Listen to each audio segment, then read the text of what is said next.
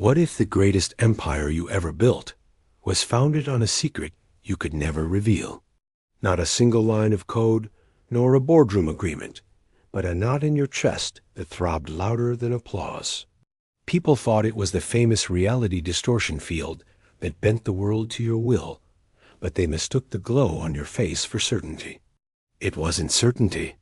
It was hunger, like a cold wind that never stopped rushing through the glass corridors of your own inventions. Long before the cameras and the thunderous claps, before the turtleneck became a uniform and the stage lights turned your silhouette into a modern icon, there was a boy peering into machines, trying to find in them something that made sense of the quiet ache in him. He would later be known as a pioneer, a tyrant, a poet of silicon. But first he was a question. Who am I if the world loves what I build, but cannot bear the way I build it? He grew up in a modest California home with a father who could turn piles of discarded metal into something straight, true, and useful. The smell of solder and the soft click of parts fitting into place taught him a religion of edges flush. Invisible, precise. He didn't want screws to show, because shame shouldn't show, and neither should compromise. At Reed College, he wandered through calligraphy classes like a pilgrim in a quiet basilica, seeing letters as architecture and spacing as a kind of breath. He dropped out, but he didn't drop away. He kept circling the things that felt like destiny, fonts that could sing, circuits that could whisper, black on white simplicity that felt like confession. He met a gentle wizard with quick hands and a laughing soul, a man who loved the sheer play of circuits Wozniak, the friend who would make it possible. Together, they soldered a future onto a board and called it a beginning. The garage would become a myth, and myths have a way of polishing what the truth leaves raw. The truth is the world wanted a home computer. What he wanted was a mirror something to reflect an image of control and grace he could not find inside himself. He could not abide the crooked, the noisy, the cluttered. The beige boxes of the time offended him. He wanted what cathedrals want: height, light, the sense that you could stand inside and feel your doubts burn away like incense. Power, when it found him, arrived in a shirt pocket with numbers that grew by the hour. He learned the geometry of momentum, vision on one axis, contempt for mediocrity on the other. The company became an orchard that bore fruit with sharp teeth. The first machines had the charm of tin toys and the audacity of a manifesto.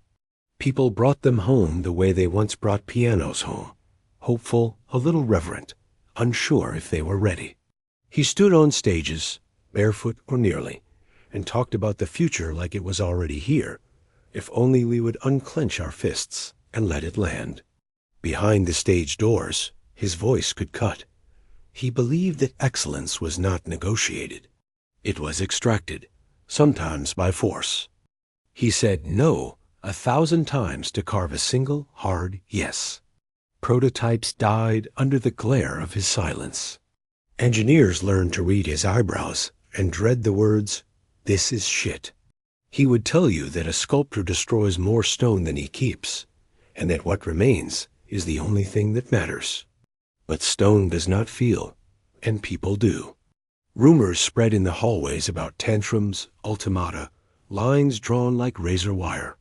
They called him a tyrant. He called it care. There were, even then, small betrayals tucked under the applause.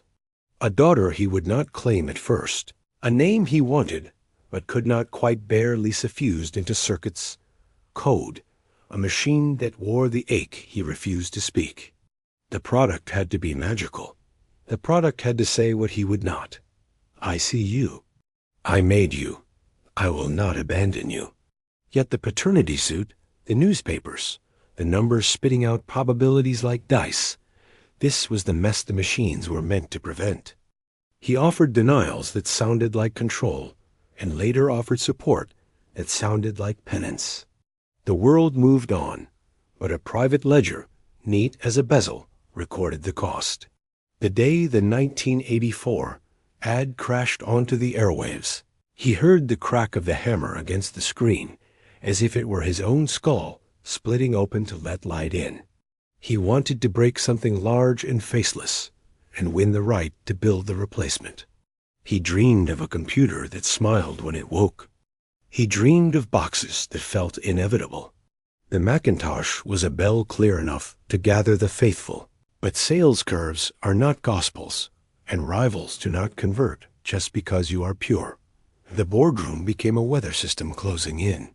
He recruited a man from sugared fountains and neon dreams, a marketer with a taste for sparkle.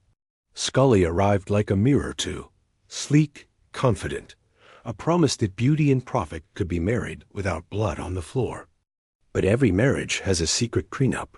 He wanted pace. They wanted patience. He wanted a machine that refused to bow to cost. They wanted margins that slept at night.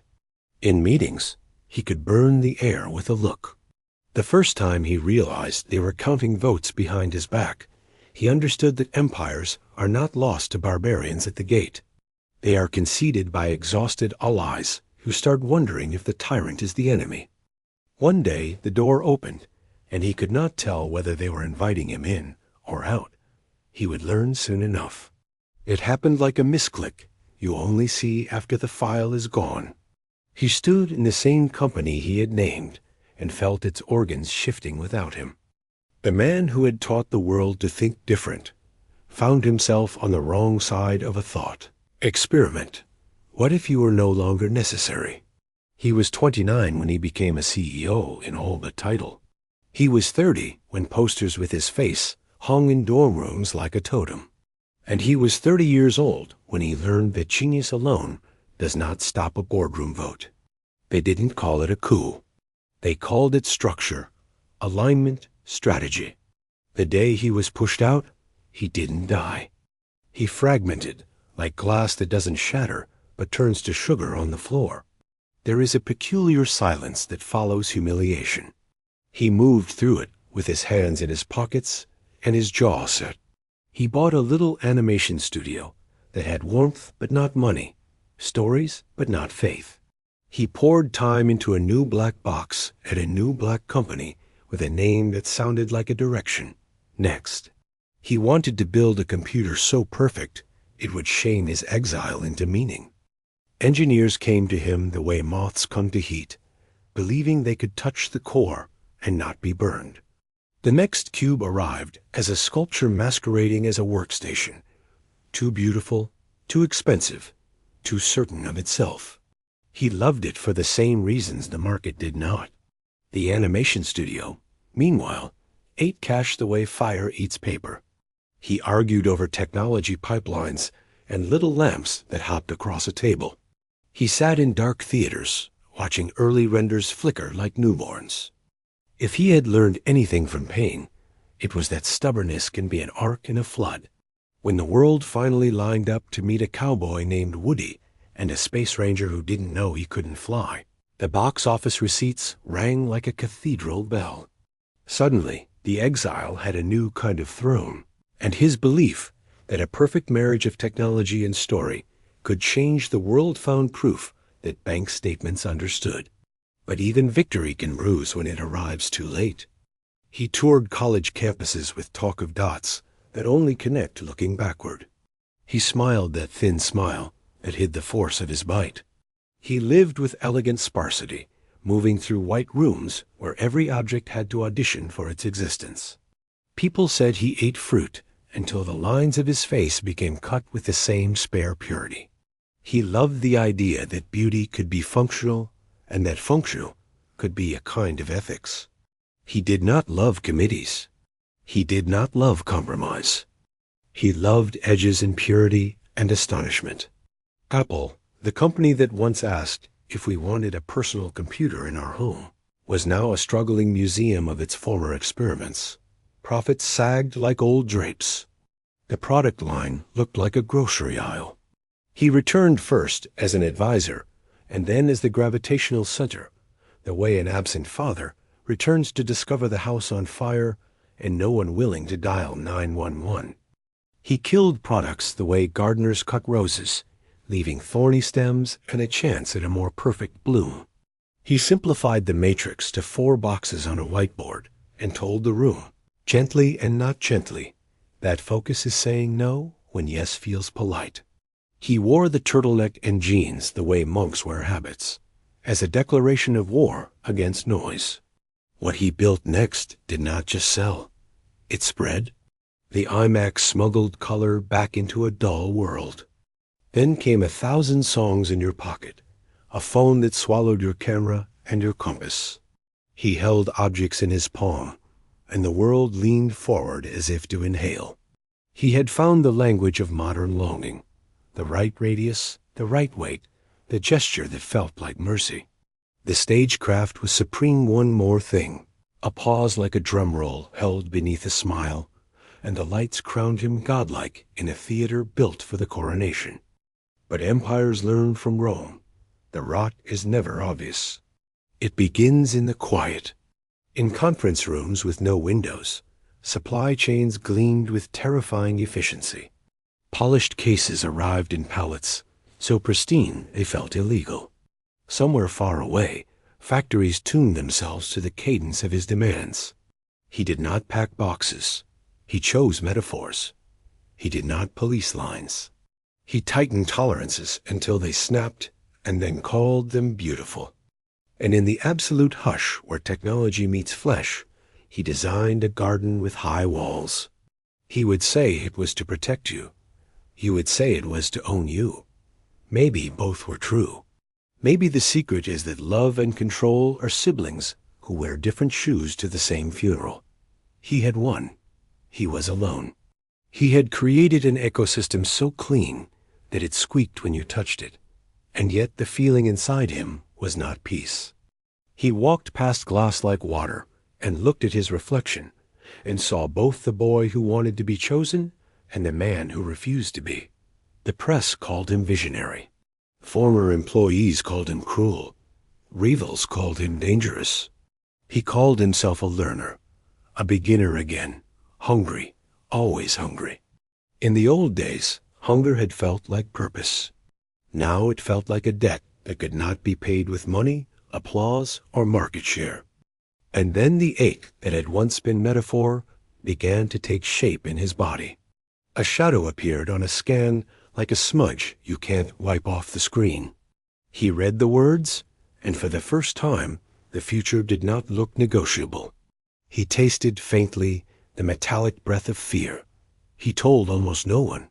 He tried diet as discipline, fruit as a sacrament.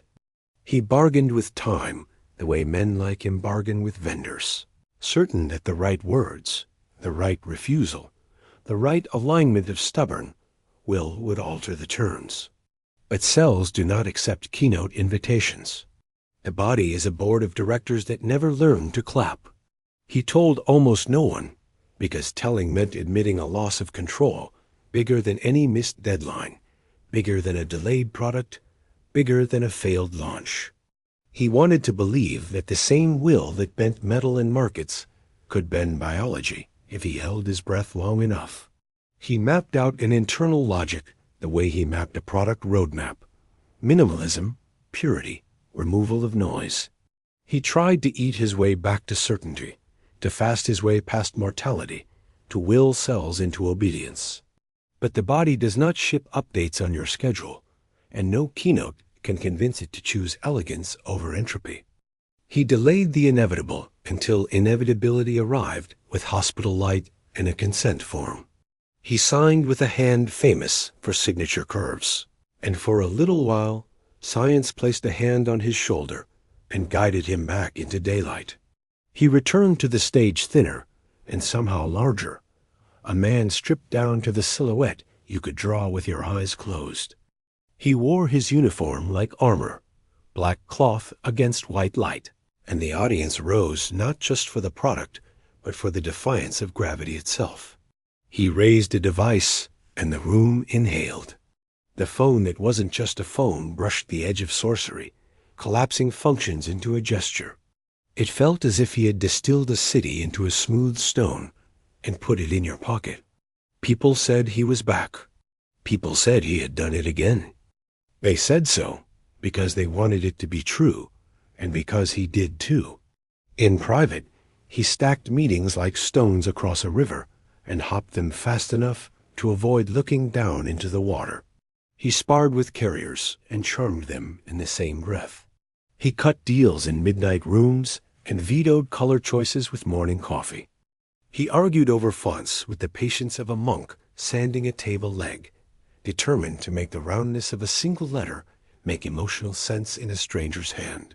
He pushed the supply chain until it sang, a choir of invisible hands in distant cities, assembling his ideas into objects precise enough to pass through the eye of a needle. The garden walls climbed higher. Developers learned the rituals, the review lines, the rejections that landed like riddles. He said the curation protected users from chaos. Critics said it protected him from dissent. He slept well when the edges were sharp. He slept badly when they weren't. There were stumbles he refused to call by their name. A steel band that dropped calls if you dared to hold it like a human being was discussed as if physics itself had slighted him. He grinned a surgeon's grin and told the world to hold it differently, then quietly designed around the problem with the ruthlessness of a man who believed in second drafts and memory holes. If you worked for him, you learned that apologies were brief and solutions were beautiful. He had no time for guilt. He had only time for correction. The trust with his design partner deepened into a shared language beyond words. They could walk into a white room and remove almost everything in it until the single thing that remained felt inevitable, a stone you would have sworn the river had carved on its own. In those rooms, he was not cruel. He was exact. He believed that the most moral thing a company could do was to refuse ugliness. He believed that care showed up as chamfers, and the sound a lid made when it closed. His critics saw a fetish for control. He saw devotion. But bodies do not care about devotion. He began to count afternoons like coins. He would have to step away, then creep back in, leaving shadows where light had been. In glass-walled rooms, board members tried to convert compassion into contingency plans. Investors wrote numbers that looked like prayers. He hated the idea of succession, as if it were a rumor of his own redundancy, rather than a duty he owed to what he had built. He interviewed candidates with the severity of an airlock and the tenderness of a father choosing a surgeon. He kept returning to a man who had stood at his side through the quiet brutality of logistics, a man who could make 1,000 trains arrive on time without asking the tracks to love him.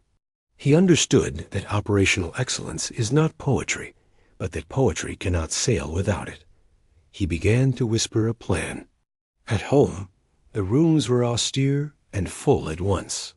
He loved sitting on the floor of a space barely furnished, where light did most of the work. He nursed tea that went cold while he walked through the past and back out again. He was not, despite the stories, made of stone. He attempted softer repairs, the kind that leave no headline, a conversation that had been avoided, a meal that had always been rushed, a face he had not looked at long enough. He tried to be present the way a device wakes from sleep and brightens. But presence is not a mode you select. It is a consequence of surrender, and he had practiced surrender less than almost anything. Work remained refuge. He imagined a new kind of ether, one that would dissolve the tyranny of cables and put your life into the air, caught by a cloud you could neither see nor doubt. He dreamed of a store made of glass where commerce would feel like pilgrimage, where even the staircase would be an argument for purity. He sketched a ship made of panes and steel, a headquarters that would coil like a halo on the earth. He went further and sketched a different ship, one for water, a vessel that would translate light into motion. The hull lines promised a future he might never touch. He kept drawing them anyway. Meanwhile, the world outside the garden sharpened its knives and softened its eyes. Competitors hurried to mimic the curve, the screen, the sense that technology should dissolve into gesture. Lawsuits accumulated like snow on a quiet drive, a white silence that could smother you if you stopped moving. He did not stop. He spoke about thermonuclear options as if business were war, because to him it often had been. There is a special loneliness in being first and being imitated. It sounds like applause, but tastes like ash. Sometimes late, he would walk the loop inside a private courtyard and hold a device that had not yet been announced, as if cradling a bird not yet ready to fly. He would turn it over in his hands and feel the perfection and the absence. He wanted to survive long enough to hand the world one more thing. But time is an operating system that never disclosed its roadmap. The disease returned like a thief who remembers the weak lock. He grew lighter, as if the body were reluctantly acknowledging how little of him had ever been flesh. He stepped onto a stage one last time, more idea than man, and the room made a sound that was not quite cheering. It was grief rehearsing. He wrote to the board one late summer day and said, in words pared down to bone, that he could no longer meet his own standard for the role he loved. He placed the company in the hands he had selected and accepted a new title that sounded ceremonial, like the name of a star you could no longer see in daylight. At home, the white rooms felt more like silence than like focus. He looked out across a garden that had never needed him and finally learned what most people learn much earlier, that nothing loves you back simply because you made it beautiful. People left flowers in front of stores made of glass. They taped thank you notes to windows as if they were writing to an invisible friend.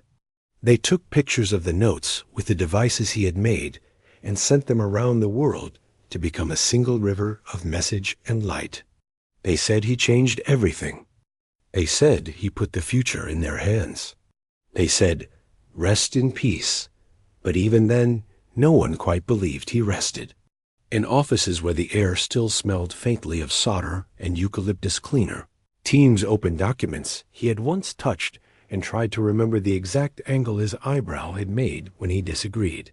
The company marched on like a well-tended clock, each wheel greased with habit and reverence, and also with fear. The fear was that without him, the clock might lose not time but meaning. In the years that followed, the garden walls stayed high. The products stayed smooth. The promise of elegance continued to seduce. But the secret beating behind the empire, the idea that perfection could secure love, that control could erase shame, remained what it had always been. A private bet he could never publicly admit to making. He had stacked a cathedral from glass and code to house a feeling that had refused to live anywhere else. It worked gloriously until it didn't. The people closest to him would later speak in equal parts awe and exhaustion.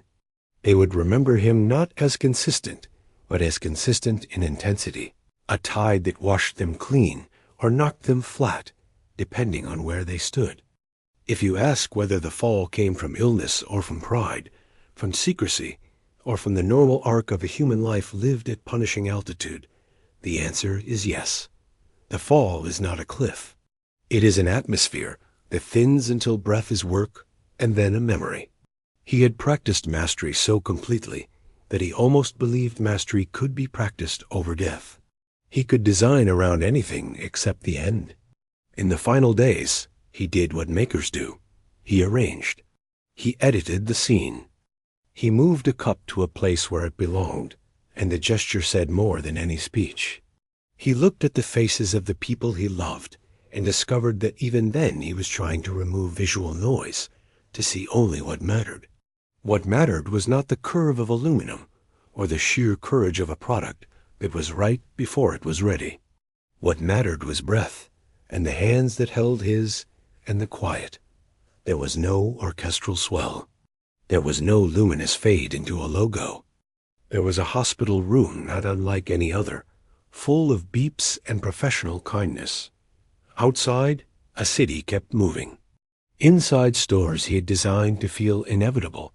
Customers picked up devices and turned them over, admiring how complete they felt. In living rooms everywhere, voices floated through small speakers with an intimacy that would have amazed a younger version of him. And in the small geography of the people who had actually known him, There was relief that the fight had ended, and sorrow that the fighter had never learned how to put down his fists except when forced. The empire did not collapse, because empires rarely do when they have learned to convert devotion into process. The edges softened here and there. The cadence adjusted. New faces appeared on stages built to his dimensions. The products kept arriving with their characteristic dignity, each promising to be the next answer to a question he had spent his life asking. Investors counted their blessings. Customers counted their steps. The world kept translating longing into purchases, and occasionally back into love. What remains, after the biography and the balance sheets, is a fable with fingerprints. A boy who wanted to be chosen built a world where devices chose you the moment you touched them. A man who hated screws built objects that hid their fasteners so completely that users could pretend complexity did not exist. A father who didn't know how to say what hurt named a computer after a daughter, and then spent the rest of his life trying to design a sentence that could hold both apology and pride without wobbling. A leader who fired without blinking created a culture that prized the mercy of excellence above the mercy of gentleness, and then wondered why gentleness felt scarce. If there is a moral, it resists the simple. It might be this: beauty is not a shield, it is a confession. We make things we hope will love us back, and sometimes they almost do. They gather our days into playlists and photographs. They carry our words to people we miss. They wake us in the morning with alarms that feel like promises, and yet they do not sit beside us when the scan returns with a shadow. They cannot chew our food for us, or lie for us, or forgive us. They cannot tuck us in. We wanted him to be a saint of certainty. He was an artist of control. He delivered miracles with the caveat that they would never be enough. He built a machine for living, and then learned, as we all do, that living is not a machine. The truth he could not polish into a keynote is not scandalous. It is ordinary and therefore terrifying.